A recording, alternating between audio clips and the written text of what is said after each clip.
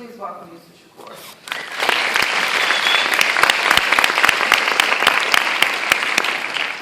It's an honor and pleasure being here with you guys. So I am from Detroit, so we say, what up, though? What up? What up? I'm going to show a clipping to my documentary, actually, the trailer. This young man grew up hard on the lower northwest side of Detroit. Ferry Park, 1412, Linwood. My mother called him Hope that he don't be like his daddy. He terrorized people. He was terrible. Man, he was wild, crazy, liked to fight. All he wanted to do was fight. That's all he wanted to do. He liked fighting. Didn't care who it was, he'd fight anybody. Got put out of every school that he was ever in. Tough guy. The streets were his mentors.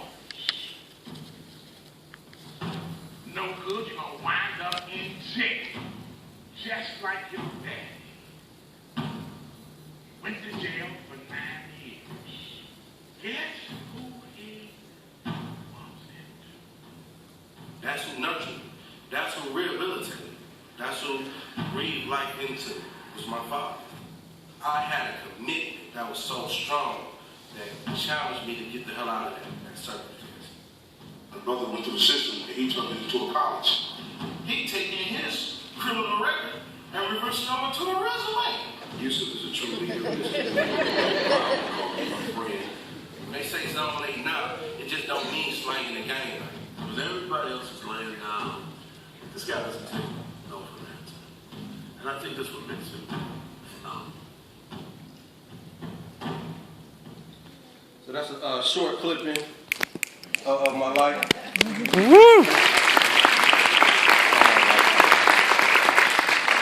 So the back story to what you've seen was oppressed human being. Where I internalized my oppression, I began to take that out on my own community. My mother had internalized her oppression. She began to abuse alcohol as a coping mechanism.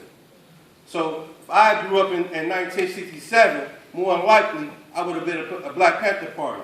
Instead, in 1987, I joined the gang Zone 8.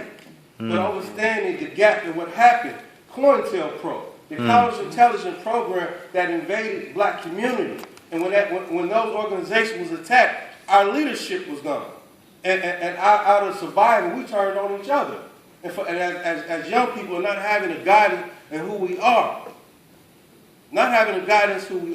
we began to behave in a negative way. When I say negative way, I'm talking about being products of this capitalist system that destroys human beings. So I find myself in prison. And I meet my father there for the first time. I meet my father in prison for the first time. And the relationship we developed in prison had a tremendous impact on me, redeeming and rehabilitating my life. You see, if it was left up to prison, I still would be a Zone 8 gangbanger. I still would be a thug. You see, prison wasn't built to rehabilitate. Prison was built to destroy human beings, particularly black lives. The 13th Amendment states neither slavery nor voluntary servitude shall exist except as a punishment for a crime. But as we fast forward and we say we want to end mass incarceration, which you cannot do without ending black oppression. Because it was black oppression that gave birth to mass incarceration. Mass incarceration gave birth to police who operates in a fashion and locking people up. You see, when I got stopped in my neighborhood by the police, it was because I was black. And it happened to me have a gun on me.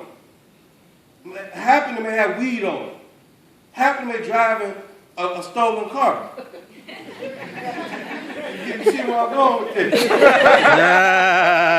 The sense of how the society and the system that we live in and how it cripples our community. But understanding the work that needs to be done and who I am today as a revolutionary. And understanding the principles and the analysis that come out of our lives. See, many of us want to go change the world without changing ourselves. Sweet. Many of us want to change the world without changing ourselves. That's impossible. You know, many of us now we start reading, we get bougie as hell by knowledge. And we forget about the people, the single mother, which is my mom, that's struggling every fucking day of her life. Trying to make sure I got something to eat, my sister got something to eat. So people learn through participation and observation. If we have no program in engaging people, why are we doing it? See, actions are good. They heighten contradiction. They heighten awareness. But if we're up here and the people back there, what have we solved? Because it's the people that manifest change. It's not individuals. See, great leaders don't make great people. Great people make great leaders. And the leader, in the heart of a leader, is being a servant. And being a servant is understanding who you are and how you serve your community. And we have to have boots on the ground. We have to have grassroots analysis. I'm talking about analysis from the people to the people.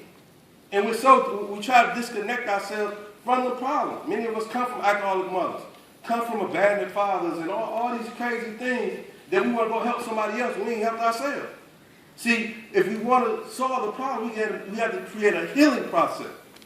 As we create a healing process, we create hope with our community. We create hope with our community. We begin to get the right action. You see, the protest is a 40-yard dash, but the revolution is the marathon. And it's highs and lows that we got to go through. But more importantly, we need committed individuals, not just for the moment, but building a movement and understanding historically where we come from. And historically, the shoulders that we stand on. My name is Bunchy, in honor of Bunchy Carter, who I didn't know anything about until I went to prison. So I relived his life. But I also relived his life and who he is today. So even though he's dead, his legacy is still alive. Power to the people.